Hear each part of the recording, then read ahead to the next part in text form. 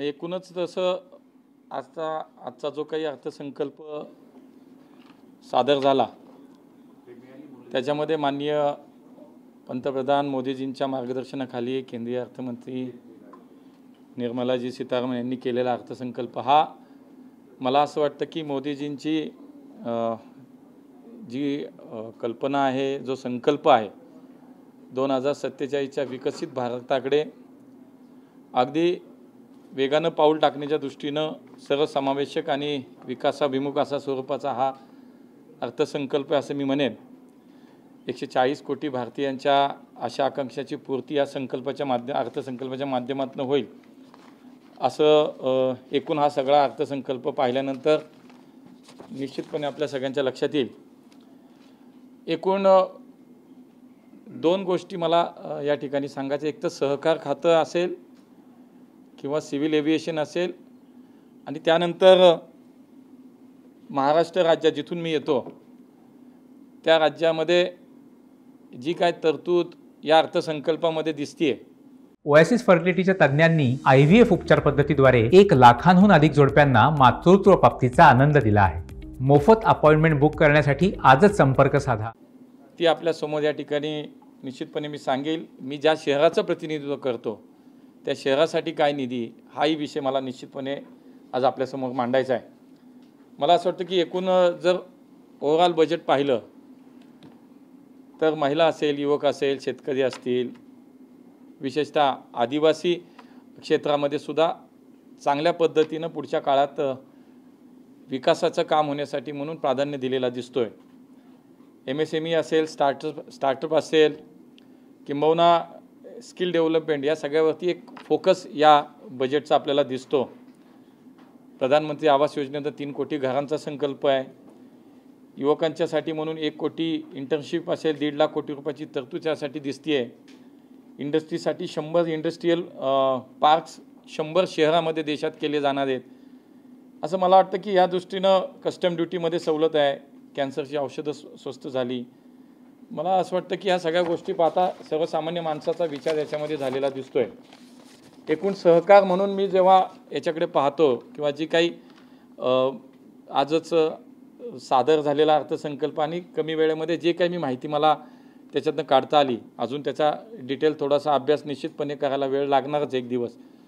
त्यामुळे सहकार आणि कृषी क्षेत्रासाठी या बजेटमध्ये जवळपास 1.5 लाख कोटी रुपयांची तरतूद झालेली आपल्याला पाहायला मिळते. ही सहकार क्षेत्रासाठी एक मोठी तरतूद आहे. लवकरच माननीय मोदीजींच्या नेतृत्वाखाली माननीय अमितभाई या सहकारचं धोरण, देशाच्या सहकाराचं धोरण लवकर जाहीर करतील आणि या सहकार धोरणामध्ये निश्चितपणे पुढच्या काळात ग्रामीण अर्थव्यवस्था आणि रोजगार निर्मितीचं मोठ्या प्रमाणात निश्चितपणे वाढ होईल असा विश्वास आम्हाला वाटतो. त्यामुळे एक मोठी तरतूद या क्षेत्राची आज दिसती आहे. सिव्हिल एव्हिएशनच्या विषयामध्ये सुद्धा देशात नवीन एअरपोर्ट्स पुढच्या काळामध्ये जी होतील त्यासाठी जवळजवळ 20 ते 25 एअरपोर्ट्स या देशामध्ये होतील. खाजगी कंपन्यांच्या स्ट्रक्चरमध्ये सुधारणा आल्याने विमा कंपनीला निश्चितपणे याचा लाभ पुढच्या काळात या बजेटचा होईल. इम्पोर्ट एक्सपोर्टबद्दलच्या तरतुदीमुळे विमान पार्ट्स जे काही किंवा यंत्रे भारतात आणणे या अर्थसंकल्पातील तरतुदीमुळे सोपे होतील. एअरक्राफ्ट ॲक्ट 1934मध्ये सुधारणा करून नवे वायुयान विधेयक आता निश्चितपणे येईल. मला असं वाटतं की ह्या सगळ्या गोष्टी करत असताना सर्वसामान्य माणसाचा विचारसुद्धा याच्यामध्ये झालेला दिसतोय. आधी 6 लाख रुपयापर्यंतच्या उत्पन्न मर्यादेला 5% जो काही इन्कम टॅक्स होता तो आता जवळपास त्याचं उत्पन्नाची मर्यादा 6 ची 7 लाख आत्ता झाली. आधी 2.5 लाखापासून उत्पन्न असेल तर इन्कम टॅक्स सुरू ती मर्यादा आता 3 लाखावरती गेली आहे. स्टँडर्ड डिडक्शन जवळपास 50,000 रुपयावरून 75,000 रुपयापर्यंत गेल्यामुळे जवळपास 4,000 कोटी नोकरदारांना देशभरामध्ये याचा आता फायदा होईल. एंजल टॅक्स रद्द केला त्यामुळे स्टार्टअप्सला याचा निश्चितपणे पुढच्या काळामध्ये फायदा होऊ शकतो. मला असं वाटतं की महाराष्ट्र म्हणून मी दुपारपासून काही आंदोलनं, काही बाईट्स, काही स्टेटमेंट्स मी महाविकास आघाडीच्या नेत्यांची पाहतोय आणि त्यांनी असं म्हटलं की महाराष्ट्राला काहीच दिलं नाही आणि केवळ देशातील 2 राज्यांनाच निधी या ठिकाणी दिला. मला असं वाटतं की बजेट मांडतानाचं भाषणामध्ये 2 राज्यांच्या नावाचा उल्लेख झाला म्हणून हे बजेट काय 2 राज्यांचं होत नाही. मी तुम्हाला साधे आकडे फक्त या ठिकाणी सांगेन, एकदम साधे आकडे मी तुम्हाला सांगतो. की मगाशी माझा इथे एक कागद आहे, एकूण वेगवेगळ्या क्षेत्रासाठी जे बजेटची तरतूद झालेली आहे ती जर आपण पाहिली तर बघा की हा काही केवळ राज्यांसाठी दिलेला निधी नाही आहे. आज जर मी ते पुन्हा त्या मुद्द्यावरती येतो, तो कागद नाही तर महाराष्ट्र म्हणून जर जे सांगितलं गेलं याच्यामध्ये बघा, आता मगाशी असं म्हटलं की आमच्या नेत्यांनी बऱ्याच राज्यातल्या असं सांगितलं की हे बजेट आंध्र प्रदेश आणि केवळ याच्यासाठी दिलं बिहार. तर बघा देशातलं आजचं जे बजेट माननीय अर्थमंत्र्यांनी मांडलं त्याच्यात ग्रामविकासासाठी 2,65,000 कोटीची तरतूद आहे. आज कृषी विभागासाठी 1.5 लाख कोटीची तरतूद आहे. शिक्षणासाठी 1.25 लाख कोटी आहे. IT साठी 1,16,000 कोटी आहेत. आरोग्यासाठी 90,000 कोटी आहे. आता ही तर तरतूद पाहिली, ही काय कुठल्या एका राज्यासाठी नाही, ही देशासाठी म्हणून आहे. देशातल्या प्रत्येक राज्यामध्ये या तरतुदीतनं कामं होणार आहेत, त्या ठिकाणी याचा फायदा होणार आहे. दुसरी गोष्ट मला असं वाटतं की महाराष्ट्रासाठी काही दिलं नाही. आता काय दिलं ते मी वाचणार आहे आणि त्यानंतर मी आपल्याला सांगेन की खऱ्या अर्थानं हे किती खोटं नॅरेटिव्ह सेट करण्याचा प्रयत्न या निवडणुकीच्या पार्श्वभूमीवर करतायत. बघा, विदर्भ मराठवाडा सिंचन प्रकल्पासाठी जवळपास 600 कोटीची तरतूद या अर्थसंकल्पामध्ये दिसते आहे. महाराष्ट्र ग्रामीण रस्ते सुधारसाठी 400 कोटीची तरतूद याच्यामध्ये आहे. इकॉनॉमिक कॉरिडॉरसाठी 466 कोटी आहेत. पर्यावरणपूरक कृषी प्रकल्प 598 कोटी आहेत. मुंबई अर्बन ट्रान्सपोर्ट प्रोजेक्टसाठी 908 कोटी रुपये आहेत. मुंबई मेट्रोसाठी 1,087 कोटी आहेत. दिल्ली मुंबई इंडस्ट्रियल कॉरिडॉरसाठी 499 कोटी आहेत. MMR ग्रीन मोबिलिटीसाठी 150 कोटी आहेत. नागपूर मेट्रोसाठी 683 कोटी आहेत. नाग नदीचं पुनर्जीवन करण्यासाठी 500 कोटीची तरतूद आहे. रेल्वेचं महाराष्ट्राचं बजेट बघा, महाराष्ट्र राज्य म्हणून रेल्वेच्या बजेटमध्ये 15,500 कोटी रुपयाची तरतूद याच्यामध्ये आहे. 15,500 कोटीची तरतूद त्याच्यामध्ये दिसते आहे आणि त्याच्यामध्ये अनेक मार्गांचं काम या सगळ्या पुढच्या काळामध्ये होईल. मग त्याच्यामध्ये अगदी मी पुण्याचाही नंतर येईल, त्याच्यावरती मी आपल्याला सांगेन. मला असं वाटतं की हे बजेट त्यावेळेला जर आपण 2009 ते 2014चं ज्यावेळेला UPA सरकारचं जे बजेट होतं ना, त्यावेळेला महाराष्ट्राच्या रेल्वेसाठीची जी तरतूद होती ती पाहिल्याने आत्ताची जर पाहिली तर महाराष्ट्राच्या या 15,500 कोटी रुपयाची तरतूद झाली. त्यावेळेची जी तरतूद होती त्याच्या 13 पट तरतूद आत्ताच्या सरकारने महाराष्ट्राच्या रेल्वेसाठी केलेली आहे. मागच्या 10 वर्षात बघा, परवाही पुण्यात एका कार्यक्रमात माननीय अमित भाईंनी सांगितलं की मागच्या 10 वर्षात मोदीजींच्या काळामध्ये, या सरकारच्या काळामध्ये महाराष्ट्राला 10,05,000 कोटी रुपये आत्तापर्यंत मिळाले. याच्यामध्ये 2.5 वर्ष महाविकास आघाडीचं सुद्धा सरकार राज्यामध्ये होतं, पण कधी असा दुजाभाव कधी झालेला नाही. आणि म्हणून मला असं वाटतं की केवळ आगामी विधानसभेच्या निवडणूक आणि त्याच्या तोंडावरती केवळ राजकीय या सगळ्या गोष्टीचा जर आपण विचार केला तर मला असं वाटतं की हे सगळं दिसतंय. अजून आकडे येत आहेत, अभ्यास एक उद्याच्या दिवसाभरात अजून त्याच्यामध्ये काय काय कामं ही महाराष्ट्रासाठी आली आहेत. मगाशी मी इन्कम टॅक्सच्या विषयात 4 कोटी करदात्यांना फायदा मिळाला, चुकून 4,000 कोटी बोललो. 4 कोटी करदात्यांना इन्कम टॅक्सचा फायदा, मी मगाशी जे म्हणालो नोकरदारांचा. या सगळ्या याच्यामध्ये मी मगाशी सांगितलं तसं महाराष्ट्रासाठी इतकी यादी या सगळ्या आजच्या बजेटमध्ये आपल्याला दिसते आहे. पुणे म्हणून ज्यावेळेला मी त्या शहराचं प्रतिनिधित्व करतो तेव्हा पुण्यासाठी म्हणून मी निश्चितपणे माननीय मोदीजींना, माननीय अर्थमंत्र्यांना धन्यवाद देईन की पुणे मेट्रोच्या विस्तारीकरणाला वेग यावा म्हणून 814 कोटी रुपयाची तरतूद पुण्याच्या मेट्रोसाठी केली आहे. मुळा-मुठा नद्यांचं जे आमचं आत्ता संवर्धन चालू आहे, तो जो प्रकल्प चालू आहे त्याला 690 कोटी रुपयाचं आज तरतूद या ठिकाणी दिसते आहे. पुण्यामध्ये MSME असेल, स्टार्टअपचे हब आहे. या MSME आणि स्टार्टअपच्या तरतुदीसाठी सुद्धा पुण्यातील युवकांना खूप महत्त्वाचे आहे. त्याच्यामध्ये निश्चित आम्ही त्याचा फायदा करून घेऊ. देशात 1,000 इंडस्ट्रियल ट्रेनिंग संस्था उभारण्यात येणार, त्यातून निघणारे मनुष्यबळ हे पुण्याला निश्चितपणे उपयोग होईल. पुण्याच्या बजेटमध्ये विद्यार्थ्यांशी संबंधित जे विषय आहेत त्यासाठी सुद्धा आम्हाला इंटर्नशिप असतील, ही सवलती आहेत, त्याच्यासाठी सुद्धा महत्त्वाच्या आहेत. पुण्यात अनेक संस्था आहेत ज्या देशपातळीवरती काम करतात. त्याच्यामध्ये FTI आहे, IITM आहे, नॅचरोपॅथी संस्था आहे, आगरकर संस्था, यांना देखील या बजेटमध्ये निधीची तरतूद केली गेलेली आहे. देशभरातील जवळपास 30 लाखावरील लोकसंख्येच्या शहरांना एक विशेष निधी देण्याचं आज माननीय अर्थमंत्र्यांनी घोषित केलं। त्यामुळे पुणे हे 30 लाख लोकसंख्या असलेली शहर आहे। जवळपास 60 ते 70 लाखावरती आज आम्ही गेलो। त्यामुळे त्याही माध्यमातून त्याही योजनेतून आम्हाला निश्चितपणे पुण्याचं काम करता येईल।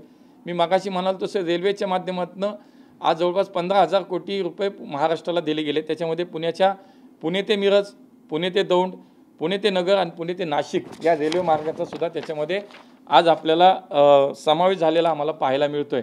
आणि त्यामुळे एकूणच मला असं वाटतं की देशाचं म्हणून 2047 एक विकसित भारताच्या दिशेनं वेगानं प्रवास करता येण्यासाठीचं म्हणून हा अर्थसंकल्प पाहता येईल। महाराष्ट्राला निश्चितपणे या निमित्तानं एक चांगला न्याय देण्याचा प्रयत्न या अर्थसंकल्पातनं झाला आहे। मुंबई असेल, पुणे असेल, या अनेक शहरांना मेट्रोसाठीचा एक चांगला प्रकारचा मेट्रोसाठी म्हणून निधीसुद्धा मिळाला आहे। तेव्हा मी मागाशी म्हणाल तसंच आहे की राजकारणासाठी शेवटी विरोधक त्या दृष्टीनं त्यांच्या पद्धतीनं बोलणारच आहेत, पण महाराष्ट्र म्हणून भाषणामध्ये 2 राज्यांचा उल्लेख आला म्हणून हे बजेट हे 2 राज्यांचं नाही, हे देशाचं आहे। मी एकूण आकडेवारीसुद्धा या ठिकाणी सांगितली की देशात वेगवेगळ्या सेक्टरसाठी किती पैशाची उपलब्धता झाली आणि त्याच्यामध्ये देशासाठी आहे। आणि म्हणून मला असं वाटतं की एक चांगला अर्थसंकल्प निश्चितपणे पुढच्या विकासाला गती देणारा ठरेल असा विश्वास आहे। कुठेतरी विरोधकांनी एक प्रकारची मॅच्युरिटी दाखवण्याची गरज आहे असं तुम्हाला वाटतं का? देशाच्या अर्थसंकल्पानंतर राज्याच्या बाबतीत म्हणजे आजपर्यंत देशाचा अर्थसंकल्प कधीच राज्यावर डिक्लेअर झालेला नाहीये, तर राज्याला काय मिळालं अशी प्रत्येक मला असं वाटतं की सीमेवरच्या सैनिकांना काय मिळणार अगदी मला असं वाटतं की खरं तर हेच खूप महत्त्वाचं आहे की राज्यांमध्ये आपण दुजाभाव करणं, राज्यांमध्ये वाद निर्माण कसे होतील, त्या राज्यातल्या इतर राज्याच्या तुलनेमध्ये त्या राज्यातल्या जनतेमध्ये एक खोटं नॅरेटिव्ह कसं सेट केलं जाईल असाच विचार यांच्या प्रतिक्रियांमधनं येतोय। मी म्हणालो तसं भाषणामध्ये 2 राज्यांचा उल्लेख झाला, पण म्हणून त्याचा अर्थ राजकीयदृष्ट्या जोडणं योग्य नाही। एकूण जर बजेट पाहिलं तर याला सर्वसमावेशक बजेट म्हणता येईल। मी महाराष्ट्राचं उदाहरण दिलं, महाराष्ट्रासाठी केलेल्या तरतुदी तुम्हाला सांगितल्या।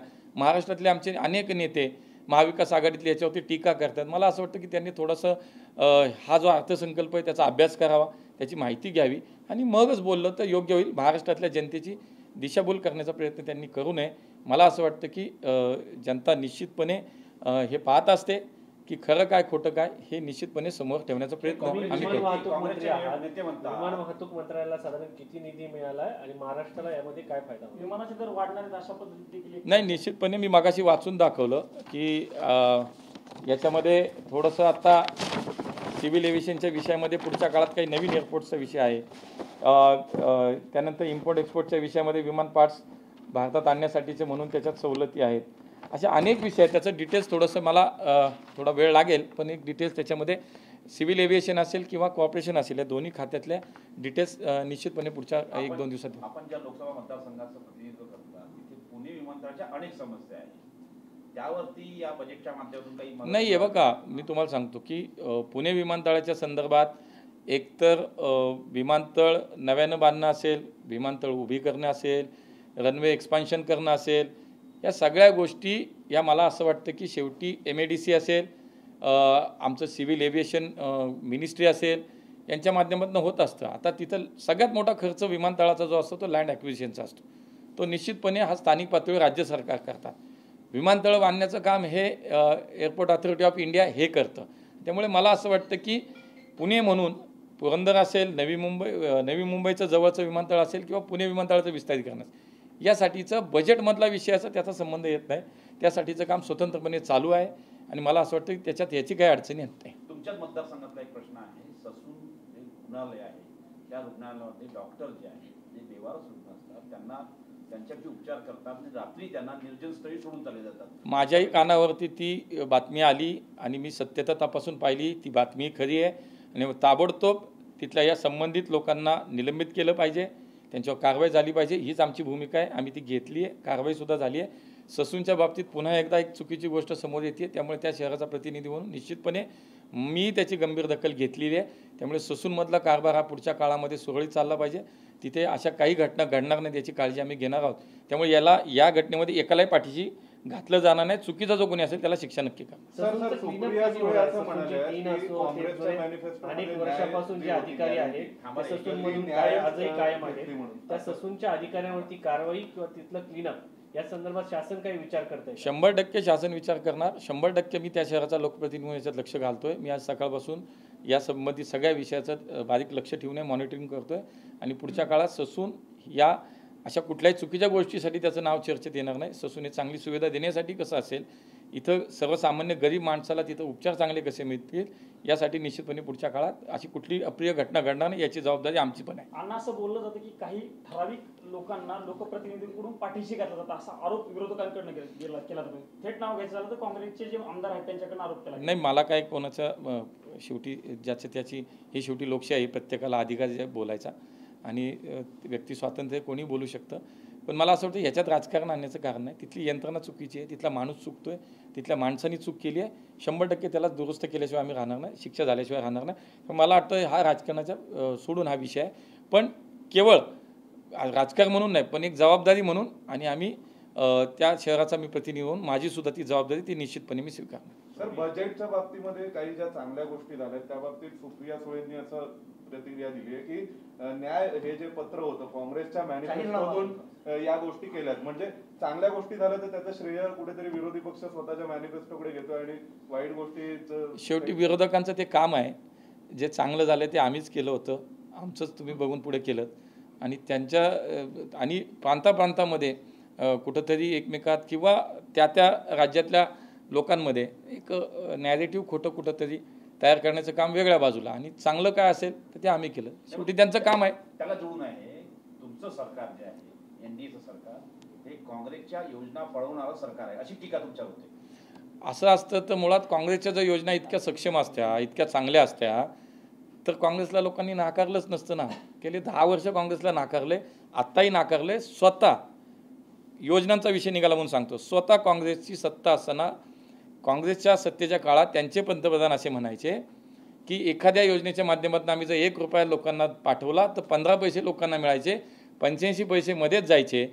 आता मला असं वाटतं की थेट मोदीजींच्या गव्हर्नमेंटमध्ये असं झालं, थेट पैसे लोकांच्या खात्यामध्ये जमा होतात. हा बदल आहे काँग्रेसच्या सरकारमध्ये आणि मोदीजींच्या सरकारमध्ये. त्यामुळे कुणाच्या योजना फसल्या, कुणाला लोकांनी नाकारलं हे स्पष्ट आहे. त्यामुळे मोदीजींना स्वीकारतायत, केंद्र सरकार एनडीएचं पुन्हा सरकार आलं याचा अर्थ लोकांनी स्वीकारले, लोकांना काम पटलंय आणि लोक निश्चितपणे या सगळ्या योजनेचा फायदा घेत आहेत आणि लोक त्याला स्वीकारत आहेत. धन्यवाद.